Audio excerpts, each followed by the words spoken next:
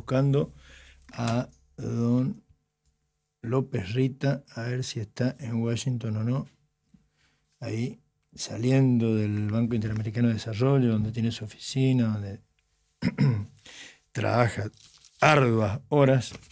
Y estamos esperando la votación en el Senado que va a pasar. La oposición logró quórum para voltear. El Senado define el futuro del hijo y García Mansilla. El oficialismo, o sea, Milei. Ya no sé más quién es oficialismo, porque, a ver,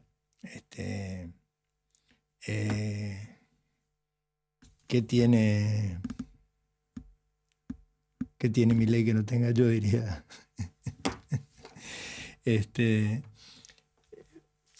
¿Qué tiene Milei hoy? Porque acaba yo diría, de producirse un quiebre importante. Si usted, el que siguió más o menos atentamente la sesión del Senado, que se vota en cualquier momento, el discurso, por ejemplo, de la diputada del PRO de Cava, de Guadalupe Tagliaferri, fue durísimo.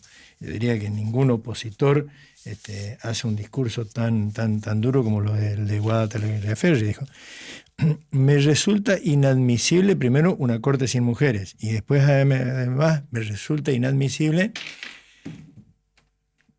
convalidar o respaldar, creo que fue la palabra que utilizó, 2 candidatos que pasaron por encima de la Constitución. Y además García, lo dijo 2 veces en su discurso, García Mansilla nos mintió en la cara 2 veces a los 72 senadores. No sé si contó todo Guadalupe, pero bueno, muy dura, y es la senadora por el PRO de la capital federal, bueno, ya no se llama más capital federal, de Cava. Pero bueno, vamos a Washington, ahí lo capturamos a don Alfredo López Rita. ¿Cómo anda, López Rita? En una plaza de Washington, me dijeron, tranquilo, mirando el Capitolio, a lo lejos, ahí, en la nochecita washingtoniana. ¿Qué tal? ¿Cómo anda todo? Primavera en Washington, ¿qué tal? Muy lindo, muy lindo, muy lindo. Finalmente está llegando un clima bastante agradable. ¿Está llegando el clima humedad. primaveral finalmente? Va llegando, va llegando. No sé qué temperatura habrá en este momento, la verdad se tendría que confirmar, pero mucha humedad, pero bueno, lindo ya, de manga corta la gente, así que pero se va poniendo bien. Washington no es muy húmedo, ¿no? Depende, sí, hay épocas que sí, de hecho los últimos días hay bastante humedad. Sí, es húmedo. Después, eventualmente, cuando ya estás en una temperatura bastante más cálida, con el verano más lanzado, quizás se nota menos, pero la verdad que en esos últimos días sí hay bastante humedad. Sí, pero no es esa humedad que estamos acostumbrados, ustedes que están acostumbrados, los porteños. No es la humedad. Sí, bueno, en lo correntino no tanto. No, nosotros también, sí, pues acá la humedad no es la humedad litoraleña. Sí, yo estoy casado con una santafesina y no es la humedad de Santa Fe, ¿eh? Sí, sí. Bueno, está bien. Nosotros somos secos en otro sentido. Está muy bien. Tenemos otra sequedad o sequía, no sé cómo llamarle. Bueno, contame. ¿Lo decís por boca, no? Ay, qué vivo. Claro, te juntaste, pero acá está la otra racinguista, ¿cierto? Anoche ganaron, ay, están. No sé, hablaba de sequía, ¿viste? No. Vamos a los temas que quiere escuchar tu audiencia, Tito. No, si la audiencia quiere escuchar, la audiencia, como sabe, mayoritariamente boquense, como siempre. Después hay algunos riverplatenses, por ahí hay algún hincha de Racing suelto, algún hincha independiente, pero hasta ahí nomás. La mayoría de boquense, entonces el fútbol por este año no nos interesa mucho. ¿Qué querés que te diga? Bueno, contame, ¿qué repercusiones está teniendo finalmente los discursos de Trump? Cumplió su palabra y además hace una hora por ahí ratificó, según lo que dicen los medios, esto no es para negociar, esto ya está decidido, va a quedar firme, no vamos a dar marcha atrás, así que no esperen eso. Sí, efectivamente, anunció, como lo presentó él, el Día de la Liberación. El Día de la Liberación, ¿qué tal? Sí. Bueno, también es una fíjate que en esta, como hemos hablado en otras oportunidades, me parece muy interesante, digamos, hacer un seguimiento, digamos, de las conversaciones que vamos teniendo, porque evidentemente, claro, pero porque evidentemente hay una línea de continuidad en estas cosas y estamos viendo, digamos, un proceso que tiene mucha más coherencia de lo que uno a menudo podría pensar. De hecho, acá se habló mucho de la presentación que hizo Trump ayer cuando en el anuncio presentó ese pizarrón, digamos, esa tabla con los aranceles y demás, que todos decían, no se ve nada, muy desprolijo, ¿cómo puede ser, no? Me parece que también eso, hay gente que no deja nada librado al azar, ¿no? Y me parece que parte de la estrategia, digamos, tiene su razonabilidad. Presentar una grilla, digamos, medio que no se interpreta bien y demás. Hoy salió una nota muy graciosa en el New York Times. Este es el cálculo de Trump y anunciaban un dibujo con una especie de fórmula matemática incomprensible. Pero, claro, pero en realidad me parece que tiene sentido. No quiere decir que uno comparta necesariamente, pero volvemos a lo que hablamos siempre respecto de un proceso, digamos, de transición y de ruptura del poder global, que a lo mejor unos piensan, viste, que simplemente decirlo, describirlo o analizarlo, y en realidad estamos viendo los hechos concretos. En otras épocas, los procesos de transición o los reacomodamientos del orden, digamos, en contexto del orden mundial, se daban por otros mecanismos mucho más brutales, guerras y demás. Bueno, acá evidentemente la gente utiliza esta expresión de guerra comercial, pero es indudable que lo que estamos viendo son martillazos que van dislocando el orden en los términos que los conocemos, y que es natural que haya la tensión y el malestar y las preocupaciones que estamos viendo. Nosotros ayer vimos el anuncio de Trump en materia de medidas arancelarias con destino al mercado norteamericano, pero ahora lo que hay que hacer, y les sugiero ir comprando pochoclos para ver cuáles van a empezar a ser las respuestas en reciprocidad que los países van a empezar a dar. Cada uno, ¿no? En función de las medidas. ¿Qué va a hacer cada uno? ¿Qué va a hacer la Unión Europea o varios de los socios independientes de la Unión Europea? Porque en esto, por un lado juega la Unión, pero por el otro lado juega los intereses de Francia, de Alemania, etcétera, etcétera. Y además, bueno, ¿qué va a hacer China? ¿Qué va a ser la mayor perjudicada, supuestamente, ¿no? Al que le aplicó mayor aranceles. Pero, sí, ¿cuál va a ser la respuesta? Sí, además, digamos, vos ves el mapa y no solo, digamos, tenés China, tenés un actor que está medio por fuera, digamos, de lo que uno imaginaría, pero que es Sudáfrica, que es otro de los miembros BRICS, donde le clavaron como 26% de aranceles. Sí, digo, pues.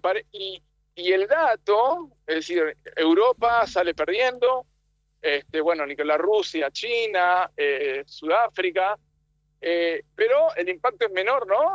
Para los países de América Latina. Sí, sí. Con lo cual esto nos lleva a pensar algo que hay que analizar y que la verdad yo no escuché a nadie decirlo.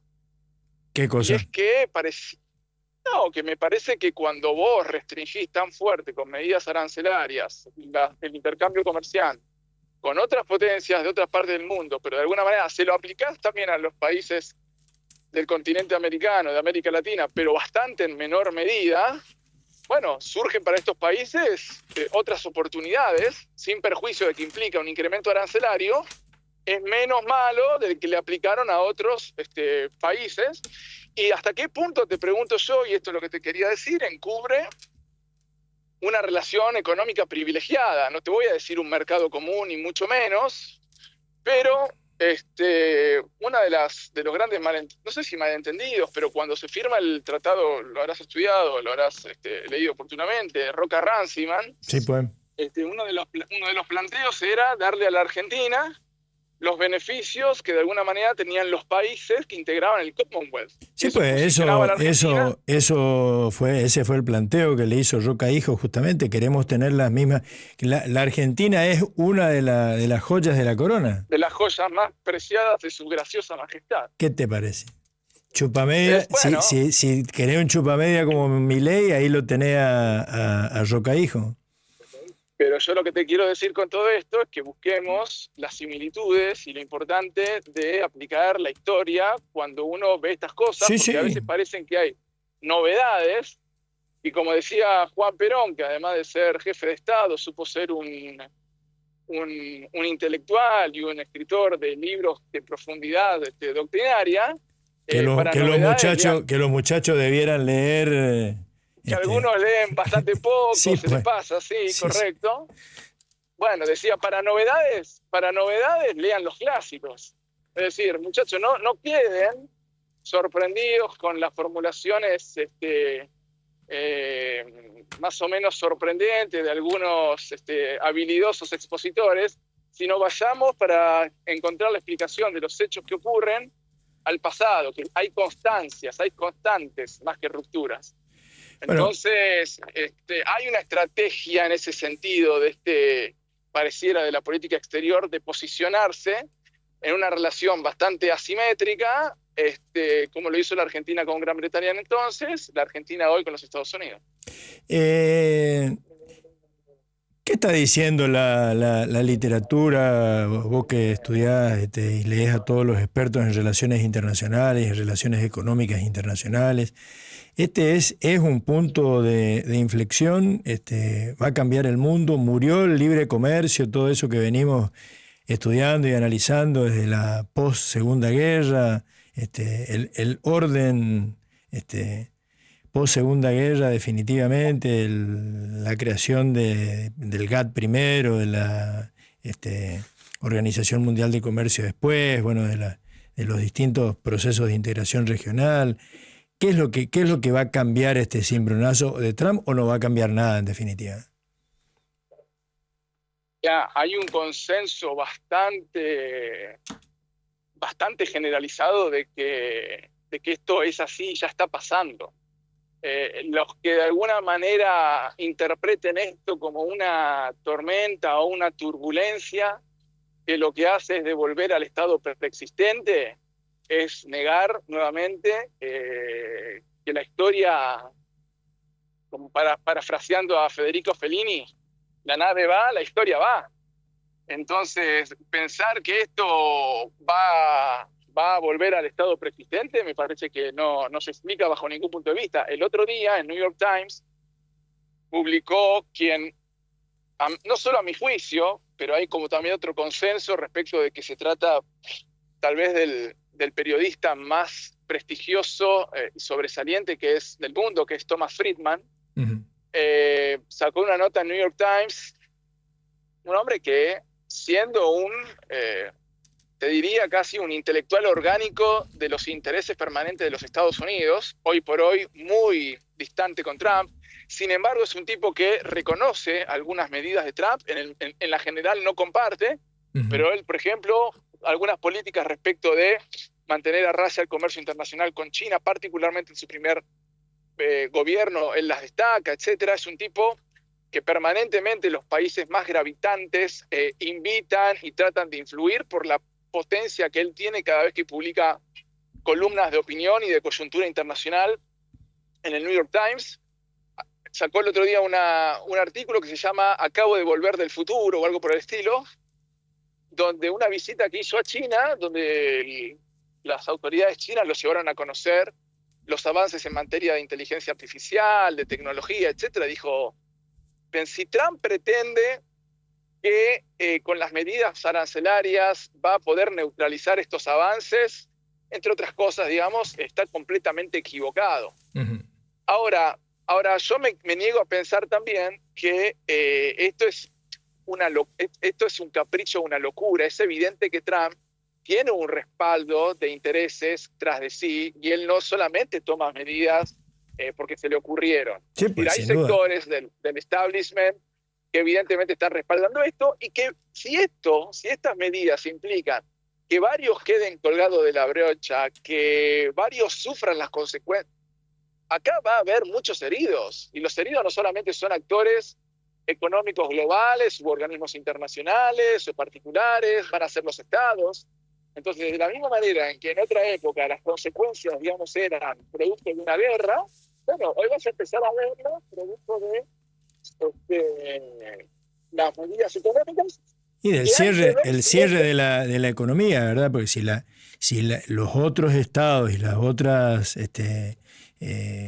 agrupaciones de estados, como vos citaste los BRICS, o podemos hablar de la Unión Europea, o podemos hablar bueno, el Mercosur no existe más prácticamente, toman medidas, represalias, esto se va a poner complicado. Claro, pero me inclina a pensar que está bastante más desacoplado Estados Unidos que el resto de los países.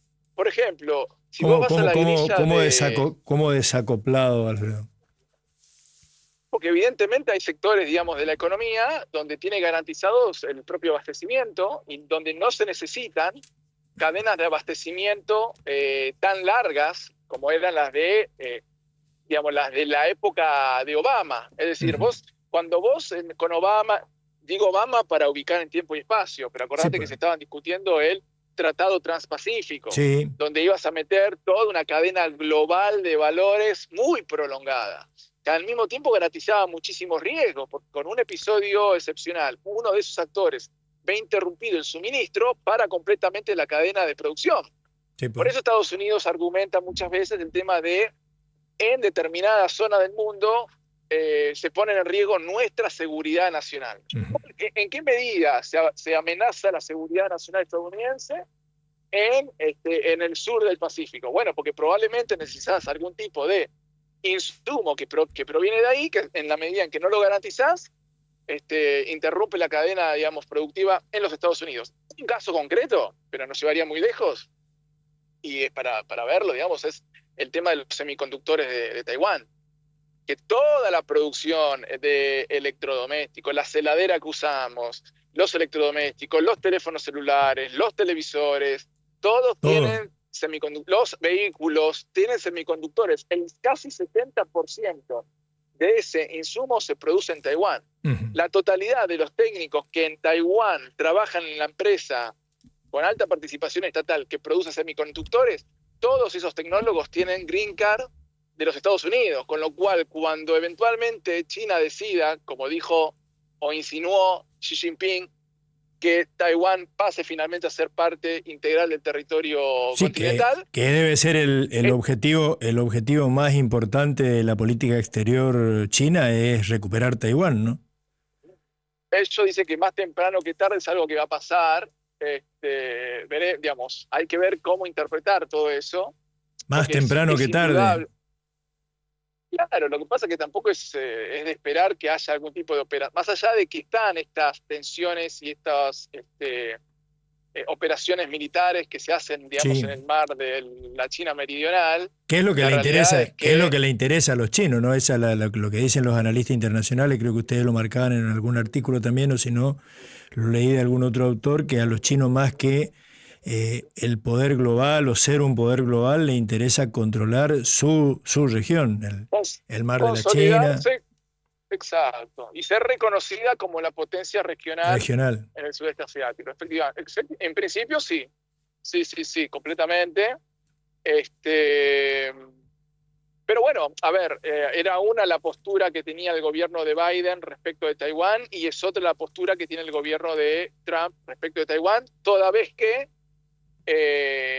también eso, vos estás mencionando un artículo que publicamos hace unos días con mi colega y socio Lisandro Sabanés, otro experto en análisis internacional, donde hablamos un poco de la retroversión hacia nuevamente las áreas de influencia de las grandes potencias, ¿no? Sí, pues. Entonces, pareciera que va a haber un acuerdo en ese sentido, y frente a eso, vos nuevamente, digamos, hablábamos hace un rato, digamos, el sistema de las Naciones Unidas en los términos que lo conocemos, donde un Estado pequeño vale lo mismo que un Estado grande, bueno, eso pareciera que se va a replantear, o hay que ver cómo lo van a dibujar, o hay que ver cómo van a crear instituciones al interno de este sistema que más o menos sean más representativas de esa realidad.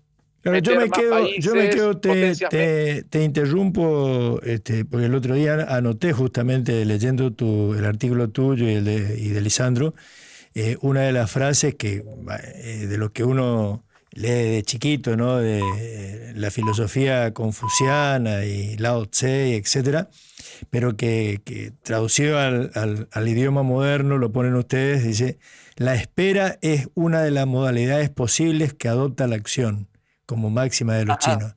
La espera es una forma de acción. Es espectacular para definir así. Trump atropella a todo y los chinos están mirando como si no hicieran nada, tranqui, ahí espero a ver qué pasa. Te cuento te voy a contar una infidencia, un detrás de escena. Eso claramente tiene un principio más bien taoísta, como Sí, vos bien decís, pero que es así, pero la frase nos hizo acordar de una película que vos habrás visto también probablemente, que era Ronin, con Jean Reno y Robert De Niro. Ajá. Una película de los años 90 que tiene una escena de persecución automovilística en París, muy conocida, está considerada como la escena de persecución de autos más importante de la historia del cine. Y ahí hay una escena donde ellos están haciendo tienen que hacer una operación, es como una especie de comando, no voy a spoilear, digamos, la película, pero de comando que tiene que hacer una operación muy encubierta y tienen que pasar varios días encerrados en un departamento haciendo análisis de inteligencia. Entonces uno dice, estoy volviendo loco de tanto esperar, o como que quería pasar a la acción. Y Robert De Niro ahí le dice, no estamos, o algo así como diciendo, me estoy volviendo loco de no hacer nada. Y él le dice, no estamos haciendo nada, estamos esperando. Sí, pues. ¿De acuerdo? Sí, Después, si querés, hay otra película muy importante que es no me acuerdo cómo se llama, pero que era de un francotirador, y ahí tenés otro, ¿no? El francotirador que tiene que pasar días esperando en silencio. Bueno, entonces en política, en la vida, en las operaciones que requieren el más alto grado, que es la paciencia, bueno, la espera es acción, sin ninguna duda, porque aquel que no controla, que no domina los impulsos, es boleta. Y la política exterior, y sobre todo la política exterior, hoy en un mundo donde empiezan a tener mayor protagonismo los países del mundo oriental, los países que tienen un bagaje cultural y tradicional muchísimo más poderoso que el que tiene Oriente, el tema de la paciencia, el tema de la espera, el tiempo de la sigilosidad es muchísimo más relevante de lo que es para los países occidentales. Esa es la gran prueba, y esto me lo dijo un embajador argentino en China hace muchos años. Me dice, los chinos no tienen problema porque los chinos miden el tiempo en miles de años, en cambio Occidente, viste, en siglos. Sí, pues. Entonces los chinos saben que tienen tiempo. Ni en siglos, en década o en años acá. Que creo, esa era la pregunta, si Trump no va a chocar contra el muro.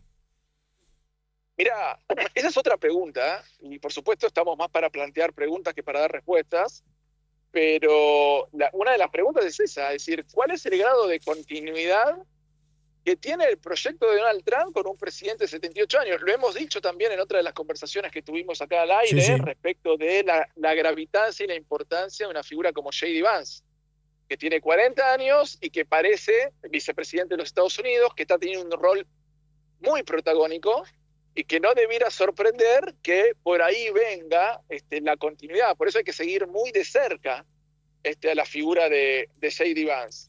A Vance, te pregunto, ¿a Vance lo están viendo ya algunos analistas políticos ahí en Washington, en Estados Unidos, digamos, como el delfín de Trump? Sin ninguna duda. Sin ninguna duda. No solo es futuro, sino además es presente. Te repito, él fue enviado a la conferencia de seguridad de Múnich, donde dio un discurso, donde se reúne él mano a mano con los jefes de Estado, con los primeros ministros, digamos.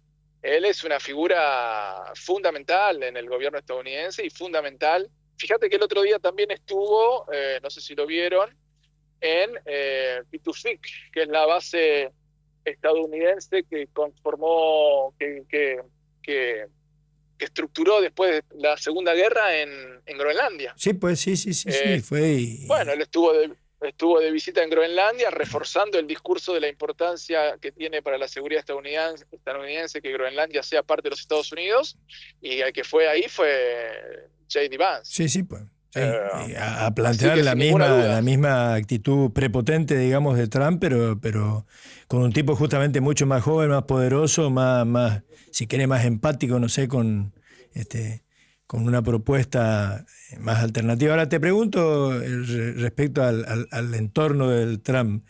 No sé si es el triángulo de hierro, como dicen acá alrededor de Milei, pero ¿cuál es el futuro de Elon Musk ahí en el gobierno? Algunos dicen que se va mañana. Que se va rápido. Bueno, eso está circulando. Yo te soy sincero, esto yo lo hablaba con algunos colegas y lo veíamos venir. De hecho, nuevamente, recién hablábamos de J.D. Vance, cuando J.D. Vance estuvo en el mes de febrero en la cumbre de seguridad, de la que hablamos también la última vez que conversamos telefónicamente y sobre la cual también escribí, y es el artículo que vos estás haciendo mención, cuando J.D. Vance da un discurso muy relevante. De hecho, el que tenga interés en estos temas puede verlo en YouTube y va a ver el tenor y lo duro que fue J.D. Vance con los países de Europa, con socios como Gran Bretaña, como Suecia, respecto de cuál es la situación en términos de política doméstica, cómo ellos interpretan que la libertad de expresión, las libertades individuales en Europa están bajo asedio, producto de estas minorías woke, sobreideologizadas según su mirada, etc. Y en uno de los puntos él dice, ¿cómo puede ser que ustedes, que Estados Unidos haya podido soportar el rol o la presión, medio irónicamente lo dice, de Greta Thunberg, sí, pues, y ustedes no puedan embarcarse unos meses de Elon Musk? Ahora, cuando él dijo ustedes no puedan soportar unos meses de Elon Musk, a mí ahí se me prendió una lamparita. ¿Por qué unos meses? ¿Por qué unos meses? ¿Por qué hizo la aclaración? ¿Por qué aclara que... Exacto, podría decir, ¿por qué ustedes no pueden soportar a Elon Musk? Y no hacer mención que es unos meses. ¿Unos meses? ¿Cuánto? ¿Unos meses más? ¿Unos meses desde entonces hasta acá? Digamos, me dio la sensación que ahí había un mensaje muy sutil para quien pudiera interpretarlo. Y la verdad, yo te digo una cosa, acá lo ves mucho en DC, empiezan a haber boicots contra los autos Tesla. La gente en la calle le pega eso leía el otro día también. ¿Qué tan cierto, no cierto, qué tan importante es eso? ¿Es un acto aislado? ¿Son 2 o 3 locos o hay una movida? No son 2 o 3 locos, es un síntoma. Acá, salvo lo que vos ves, digamos, de Luigi Mangione y otros casos, sí, que a veces vos los ves y decís, che, estas cosas no pasan en Argentina. Digo, muchas veces la reacción violenta en los Estados Unidos, digamos, tiene relevancia, y se ve mucho más en los estados del interior, digamos, en el Red Belt, digamos, que de alguna manera proponía o respaldaba a Trump, donde ahí, digamos, las reacciones populares son bastante duras. Acá vos vas a ver muchas, como te diría, performance contestatarias que pueden adoptar en el espacio público, con carteles, con gritos, con cosas, pero que no van más allá de eso, ¿de acuerdo? Y que en todo caso después se replican sistemáticamente en redes o en otros medios. Ahora, lo que estamos diciendo que está ocurriendo respecto de gente que le pega carteles a los coches, que los mancha, etcétera, eso está ocurriendo.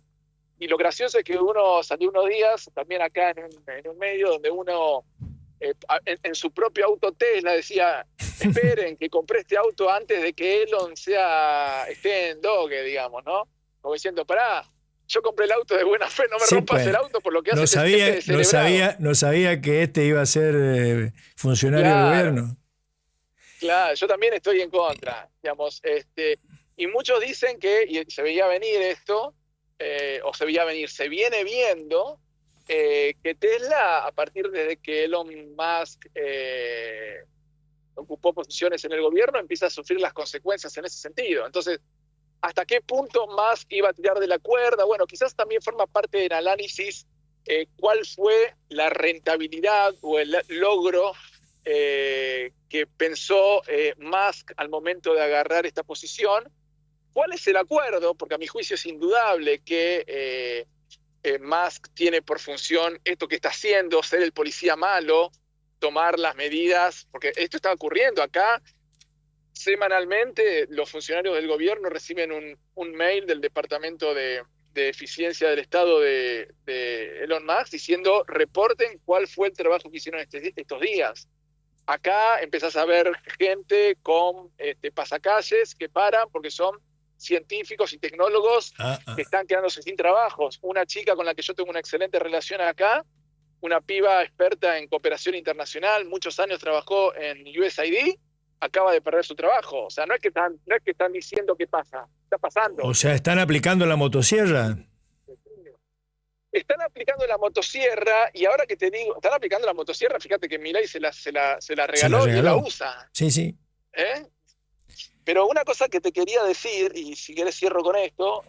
No, espera, no te me escape antes de decirme, contame, ¿qué pasó con nuestro canciller Wertheim, que se reunió con funcionarios de Trump para supuestamente buscar la anulación de los aranceles? Ahí se reunió con el secretario de Comercio y no sé con quién más.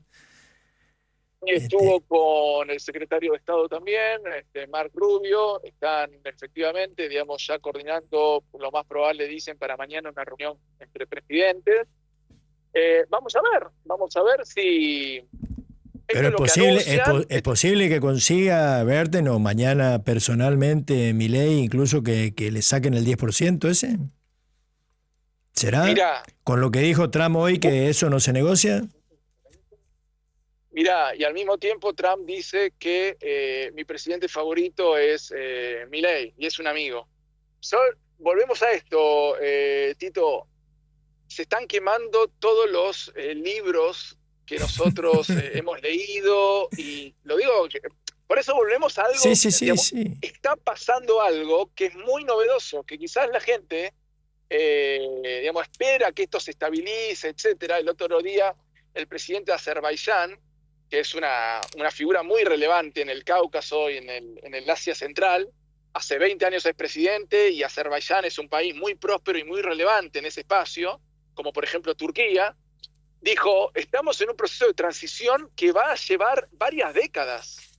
Entonces, hay algunos que realmente creen que esto que estamos viendo no son 1, 2, 3, 4 años y la cosa se ordena. Se ordena una vez que se vaya Trump, o se ordena una vez que se vaya Milei. Esto parece que va bastante más allá de estos actores particulares.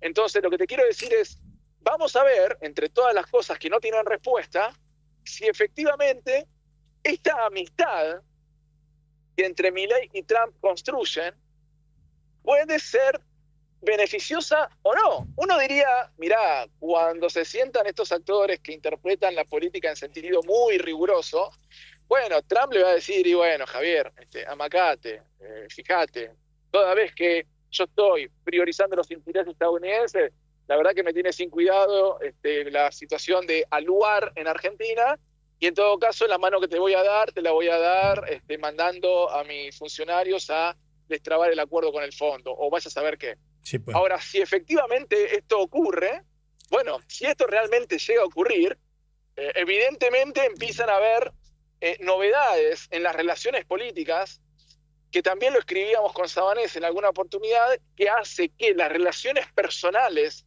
o que las relaciones entre grupos de poder, sean estos partidos de las derechas o como lo quieras llamar, bueno, tienen más relevancia que los intereses del Estado. Entonces estamos dentro de una nueva dinámica política que hay que ver cuál es su alcance y cómo funciona. Todo está por verse, porque realmente lo que estamos viendo pasó hace más de 100 años atrás, en el siglo XIX, cuando las relaciones entre los estados eran completamente distintas. Entonces pareciera que estamos frente a un escenario de esas características. Cuando Trump dice: el mejor presidente de los Estados Unidos fue McKinley, que fue el presidente que estableció una política muy fuerte de aranceles, presidente que es uno de los 4 presidentes que son asesinados, y inmediatamente ahí asume su vicepresidente, que fue Teddy Roosevelt, que fue el de el Canal de Panamá, sí, pues. que fue el presidente de la zanahoria y el garrote. Digo, estamos... Eso, la famosa frase ese, con la sonrisa y el garrote. Camina plácidamente con una sonrisa en los labios y un gran garrote en las manos, decía. Bueno, yo creo que nuevamente hay que ir a los libros para ver un poco cuáles eran las discusiones ahí y ver qué es lo que está replicando ahora, y eso a lo mejor nos va a permitir proyectar escenarios. Thomas Friedman te diría, bueno, todo bien, estamos en la época de la inteligencia artificial, nada de eso puede ser aplicado. Bueno, vamos a ver. A lo mejor para novedades hay que seguir leyendo los clásicos. Sí, señor. Volvamos a Sócrates, diría Menem. Claro, volvamos a Sócrates, que es la etapa de la oralidad. Lee Sócrates, dijo Carlito. Antes. Sí, efectivamente. Gracias, Alfredo. Un saludo grande y acá a las órdenes. Muy bien. No te pregunto cómo está nuestra Cancillería, porque ayer le dijeron de todo, por qué no lo asesoran bien a Milei, por qué alguien no le enseña algo de política exterior, de la tradición política argentina, etcétera, etcétera. No, pero hay muchos y muy buenos diplomáticos en nuestra Cancillería que están muy interesados en brindar su expertise, su tradición, sus conocimientos. Lo que pasa es que, bueno, parece que no lo quieren escuchar demasiado. Me parece que el presidente y el canciller no le dan mucha bolilla y después hacen cualquier cosa. Bueno, gracias, Alfredo. Pero eso también pone en evidencia esto que estamos diciendo. ¿Sí? Evidentemente hay más otro tipo de relaciones que se priorizan y que, bueno, habrá que ver quiénes en última instancia estaban o no equivocados, lo que hablábamos contigo el otro día, escenas como la de Milei Milei, perdón, mira. Bueno, lo de Milei también, ¿no? Va contra todos los cánones de la diplomacia.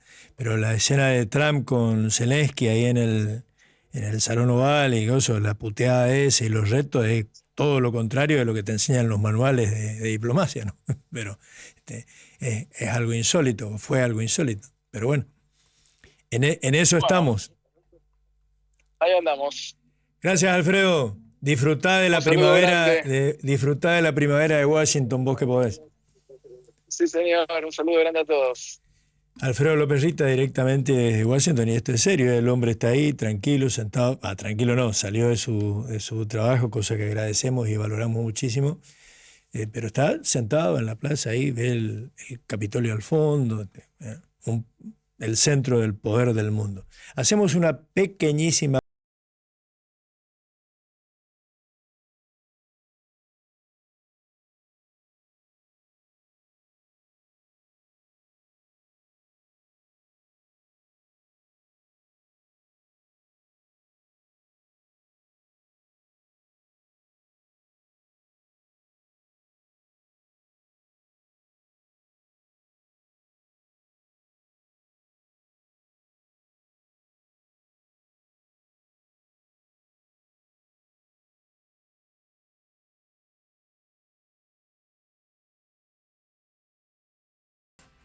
¿Tengo un traidor en línea o no?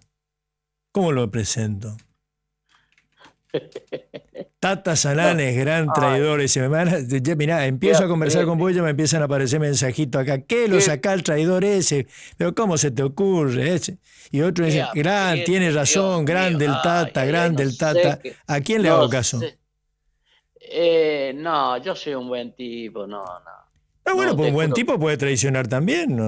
Ojo, está bien también ahí. Tendría que buscar otra frase como para defenderme, porque esa no me sirvió. Sí, pues, un buen traidor te va a decir, sí, sos fantástico, más bueno que el Quaker, pero sos un gran traidor, lo mismo. Sí, pero generalmente los traidores actúan de bueno, ¿viste? Y entonces sí, son buenos.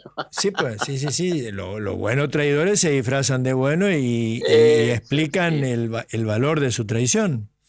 Sí, mi calificativo, mi apodo de toda la vida fue el Loco Tata, acá en Santa Lucía. Tata, sí, señor. Yo prefiero el Loco Tata, sinceramente te digo. A principio lo tomaba como algo peyorativo en contra de mi persona, pero después empecé a leer algunos libros y aparecieron los locos lindos, los locos idealistas, los que el mundo cambian los locos que se imaginan tantas cosas que no ¿Cómo están dentro del necesitamos manual. un loco? No tanto como Milei, No, pues no, no, no, sí. no, desgraciadamente no, claro, es un muy mal ejemplo. Sí, Tito. Es un muy mal ejemplo. Bueno, contame qué es lo que hace que, hablando en serio, mucha gente esté enojada con vos y otra gente esté de acuerdo, no sé si te va a acompañar o no, pero dice, bueno, sí, tienes razón, Tata. ¿Qué te llevó a tomar? ¿Vas a ser candidato en Santa Lucía, candidato a No. intendente contra los que rayen? Sí, pero en principio, te digo, existe la posibilidad que pueda ser candidato a intendente. Falta porque el intendente acá dijo que iban a haber las elecciones municipales con las nacionales. No sé si escuchaste vos. Ah, no, no, no escuché, pero sí, Sí, y ahí es probable faltaría que... un largo tiempo, ¿viste? Ujú. Pero cabe la posibilidad. Creo que la forma de gobernar actual no es la que está dentro de mis ideales. De Así la que forma de sí, gobernar el municipio. absolutamente en todos Ujú. los sentidos. En realidad, aquel que llega a la función pública, bueno, en este caso un intendente, el estamento gubernamental más pequeño, digamos, debe tener como prioridad optimizar los recursos económicos y optimizar el recurso humano. Incorporar fuertemente el concepto de planificación, no dejar de abrazar los valores éticos, morales y de la honestidad y ser sincero ante la gente. Ujú. Y por sobre todas las cosas, yo vengo diciendo que por qué el maestro para ser maestro tiene que recibirse. El policía para ser policía tiene que rendir cursos psicofísicos, psicológicos, si sabe nadar en la pileta, si sabe correr fuerte. Y resulta que al político no le piden nada. Y es por eso que aparecen gente que no están capacitadas, llámese ineptas, Sí, y ahí. causan un daño a la sociedad. Yo siempre digo esto, una frase fuerte. El chorro y el voluntarioso en la función pública causan el mismo mal a la sociedad. Porque el chorro lo que hace es agarrar, mete la platita en el bolsillo. Ujú. Y En su el que bolsillo. en su bolsillo. Y el que no está capacitado, como no está capacitado para hacer, por ejemplo, una obra que vale 20 pesos le cuesta 60. Porque le caminaron, porque no está capacitado. Entonces, Sí, pues, sí, o no. porque elige hacer una obra que no es necesaria y posterga Oh, otra que sí lo es. ahí está, eso me faltó, Tito, bien. Fijar prioridades. Hay que saber fijar prioridades para Sí, una. pues. Y entonces Saber en qué yo, vas a poner la plata, que es la plata de la gente, justamente, porque es apostar a hacer cosas que sirvan para el total de la gente. y que sean prioritarias. Sí, sí, sí, Antes sí. del almuerzo está el desayuno. Eso es así. Eh, y entonces, bueno, tengo esa forma. Yo quiero que vos vengas, preguntas en Santa Lucía cómo fue mi gestión. Digna, yo no digo que fue buena, muy buena, digna. Se han logrado muchísimas cosas en todos los sentidos. Y por lo que más me enorgulleció al principio del 2014, principio del 2015, fue que logré levantar la autoestima del santaluceño. ¿Por qué? Porque vio una gestión austera, una gestión en movimiento, un tipo que gestionaba. Preguntarle a los compañeros de quién era el Tata cuando se iba a Buenos Aires. Éramos 23, hablaba el ministro y decía, bueno, ahora los escucho. Y 22 cabezas giraban y me decía, empezaba Tata. Y por algo era. Ujú. Porque le decía a los porteños, mirá, hablamos nomás como Mencho, pero dennos bola porque nosotros vivimos en la Argentina. Y esa fue mi impronta siempre, Tito, gusta, no gusta, pero me gané de alguna manera. Bueno, pero deja pues hacerme proselitismo de la campaña, porque ya casi estoy convencido que te tengo que votar. Yo quiero que vos me votes. Pero explícame por qué no con el PJ, por qué estás tan enojado con el sello del PJ, por qué te fuiste ya del todo del PJ. Vos sabés, y es reiterativo, las traiciones que me hicieron a mí fueron muy, muy grandes. La del 2021, senaduría con Pitín, el mismo año, Diputación Nacional. Jorge Romero no le dejaron asumir a Yacyretá para que yo no entre diputado nacional. Y hoy ¿sabes lo que hubiera sido? Tengo el ego hasta allá arriba, lo que hubiera sido yo en estos 4 años como diputado nacional con 2 años de mi ley. Yo creo que le hubiera dejado bien plantado a la provincia de Corrientes, porque yo me capacito para hacer algo. Si no estoy capacitado, no quiero saber nada de nada. A mí no me interesa el sueldo del diputado. Entonces, y después, vos viste lo que me pasó con el intendente, que 3 días antes de las elecciones dijo que yo era Belgrano, San Martín, Ascuénaga y toda la primera junta. Bueno, pero vos de alguna manera, no sé si vos lo pusiste, pero sí vos optaste por él. Él fue candidato con tu respaldo, ¿no? Bueno, ya sé, yo estoy cansado que me digan la palabra pelo y después viene tú. O sea, si yo te acepto. Hacete cargo, digamos, el que trajo, como el dicho es, el que trajo el borracho que se lo lleve.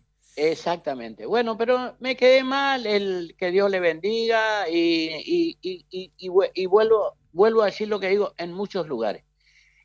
Nos acostumbramos a que en la política se tolera todo, pero en la vida cotidiana, familiar de las personas, con los amigos y en su entorno más íntimo, no se perdona nada. O sea, si yo estoy en una gestión municipal y hago cosas de traición, agarro lo que no me corresponde y me voy a mi casa y le digo a mi hijo, no le toques la cartuchera en la escuela a tu amiguito del compañero. No.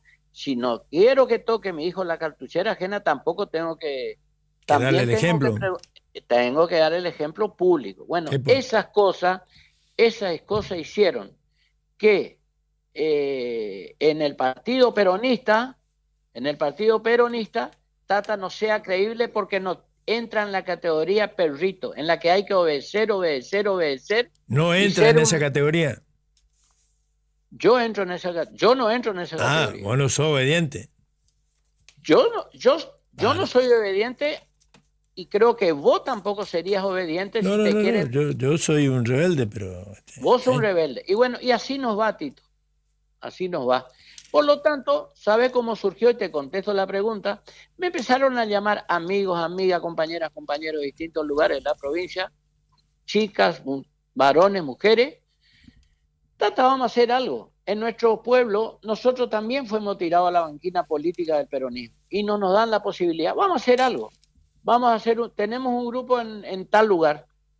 Entonces, ¿podemos hablar con el intendente en una alianza o podemos enfrentarle al intendente? Vos sabés, porque vos sabés que de 75 municipios, solo al peronismo le quedaron 9, creo que tenemos. Y 9. La pobreza total, Caquero. 6 le quedaron. ¿O 6 ahora? 6 le quedaron. Qué miseria. De modo que pero ahí está. Haceme acordar lo que venía, porque ando medio de la ayuda, me olvido. Pero ya que se me termina el tiempo, bueno, ya te voy a volver a llamar con más tiempo. Pero contame, ¿con quién te está por juntar para enfrentar al poder local?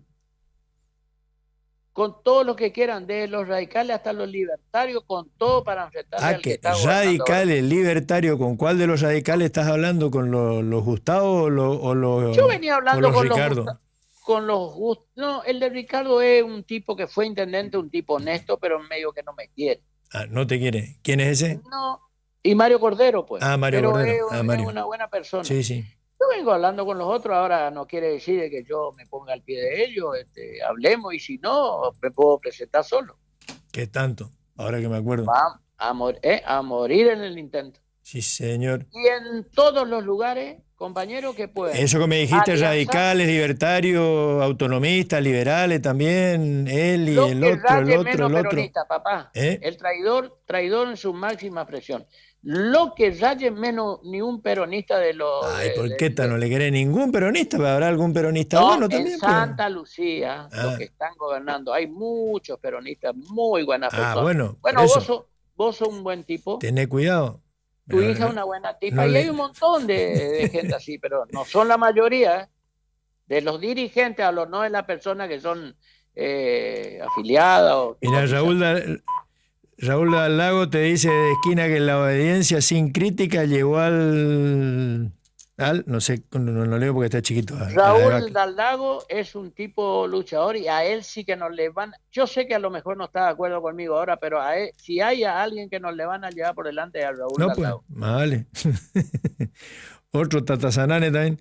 Pero a lo mejor no nos sirve como somos porque no llegamos, pero no llegamos para tener una jerarquía de un cargo o lo que sea.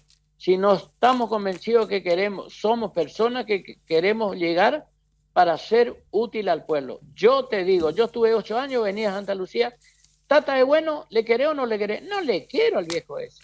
Pero entonces, ¿sirvió o no sirvió? Y vos sabés que creo que sirvió. Y es lo que yo me voy a llevar en mi mochila. Tengo un pibe de 10 años, cuando no esté más en este mundo y le digan a mi hijo, tu viejo fue un tipo útil para la sociedad. Es el mejor capital y le regalo toda la plata del mundo al que quiera, le regalo, pero es el mejor capital. Tata, vamos a seguir hablando. Muchísimas gracias. Chao, querido, te quiero mucho. Se nos terminó el tiempo. En segundos instantes se vota en el Senado los pliegos del hijo de García Mansilla, que presumiblemente van a ser rechazados, y vamos a ver cómo termina el trámite para desalojarlo a García Mansilla, que ya juró. El hijo ni siquiera juró, y creo que es una derrota importante del oficialismo si se produce como aparentemente se va a producir. Mañana seguramente nosotros y todo el mundo va a estar analizando eso. Nos vamos, volvemos mañana al...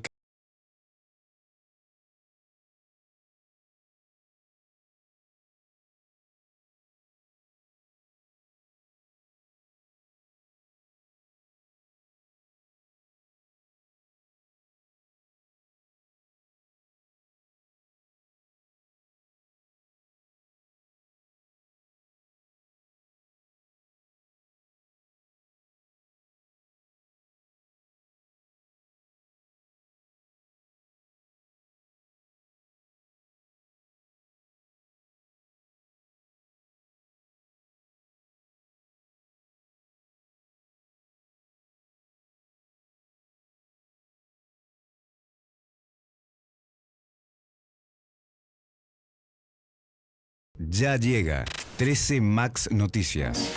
Transmite LT7, Radio Provincia de Corrientes, AM 900 kHz, desde sus estudios centrales en calle La Rioja 743 y planta transmisora en la localidad de El Sombrero. Es la hora 20, 2 minutos. Temperatura 21 grados. Humedad 96%. Depot armó una canasta básica especial para los tiempos que corren, con productos de calidad, ahora con precios rebajados. Acércate y comprobalo. Además, Depot te espera con una amplia red de sucursales, los locales más cuidados de la ciudad y la atención que no encontrás en otro lugar. En la canasta básica de Depot entra mucho más que buenos precios. Tu lugar en Corrientes es Ombú Pizza and Food. Vení a comer o tomar algo a un lugar increíble de la costanera. Además, los fines de semana, bandas en vivo de primer nivel. Todo esto con el aval de Casinos del Litoral. Ya sabes, tu lugar en Corrientes es Ombú Pizza and Food, Costanera y Pellegrini. Llega el otoño con colores tan especiales y LT7 te acompaña con toda la información. 2 frecuencias, una señal. Radio LT7 en simultáneo con FM Capital 95.3.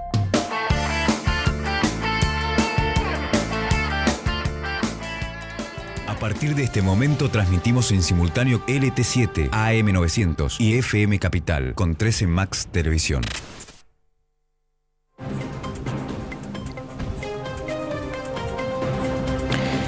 Mes de Corrientes, la velada de apertura con música y danza fue reprogramada para el viernes por las condiciones climáticas.